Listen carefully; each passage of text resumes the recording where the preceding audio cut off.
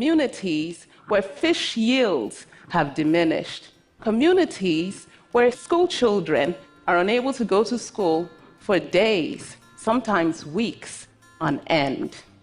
Who would have thought that this plant with round leaves, inflated stems, and showy lavender flowers would cause such havoc in these communities? The plant is known as water hyacinth, and its botanical name, Iconia crassus. Interestingly, in Nigeria, the plant is also known by other names. In the past few months, I've been traveling for weeks at a time with only one suitcase of clothes. One day, I was invited to an important event, and I wanted to wear something special and new for it. So I looked through my suitcase, and I couldn't find anything to wear. I was lucky to be at a technology conference at that day, and I had access to 3D printers. So I quickly designed a skirt on my computer, and I loaded the file on the printers, just printing the pieces overnight. The next morning, I just took all the pieces, assembled it together in my hotel room, and this is actually the skirt that I'm wearing right now. So it wasn't the first time that I printed clothes. For my senior collection at fashion design school, I decided to try and 3D print an entire fashion collection from my home. In 2007, I became the Attorney General of the state of New Jersey. Before that, I'd been a criminal prosecutor, first in the Manhattan District Attorney's Office, and then at the United States Department of Justice. But when I became the Attorney General, two things happened that changed the way I see criminal justice.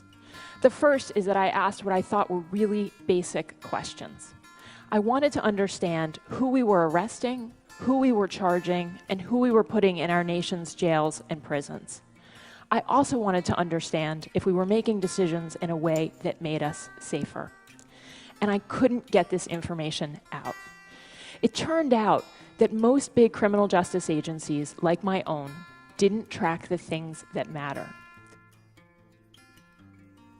Dicen que para ser poeta hay que bajar alguna vez al infierno.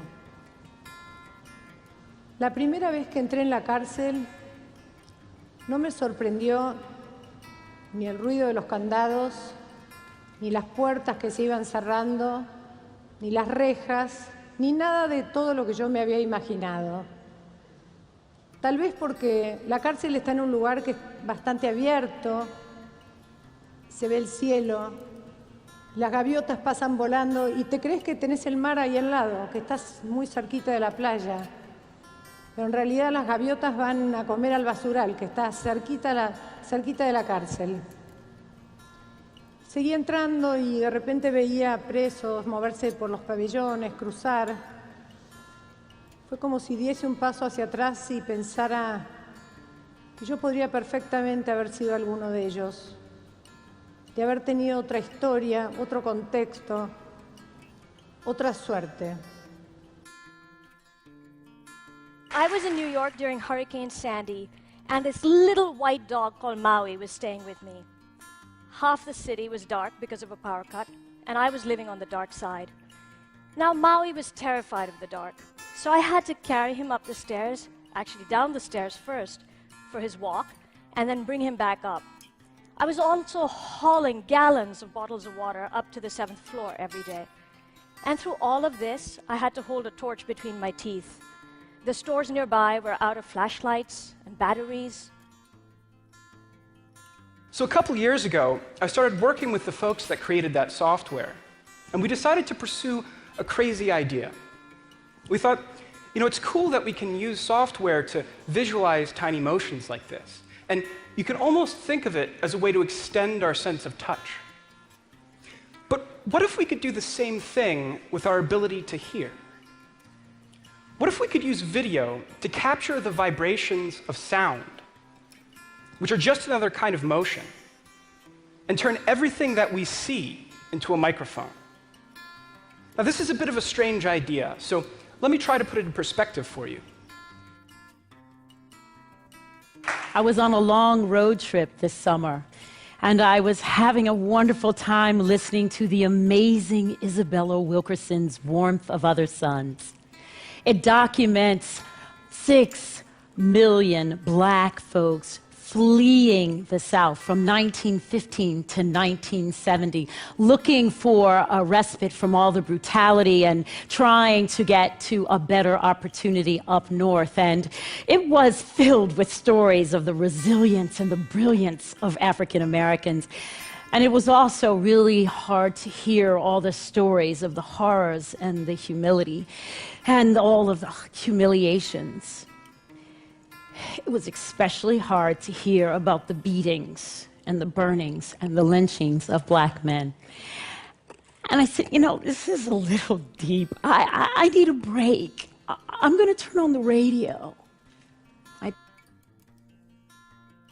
1.3 billion years ago, Earth had just managed to evolve multicellular life. Since then, Earth has made and evolved corals, fish, plants, dinosaurs, people, and even, God save us, the internet. And about 25 years ago, a particularly audacious set of people, Ray Weiss at MIT, Kip Thorne and Ronald Draver at Caltech, decided that it would be really neat to build a giant laser detector with which to search for the gravitational waves from things like colliding black holes. Consider the fact that Google processes over 1 billion search queries every day, that every minute over 100 hours of footage are uploaded to YouTube. That's more in a single day than all 3 major US networks broadcast in the last 5 years combined. And Facebook transmitting the photos, messages, and stories of over 1.23 billion people. That's almost half of the internet population and a sixth of humanity. These are some of the products that I've helped design over the course of my career, and their scale is so massive that they've produced unprecedented design challenges. But what is really hard about designing at scale is this. It's hard in part because it requires a combination of 2 things: audacity and humility.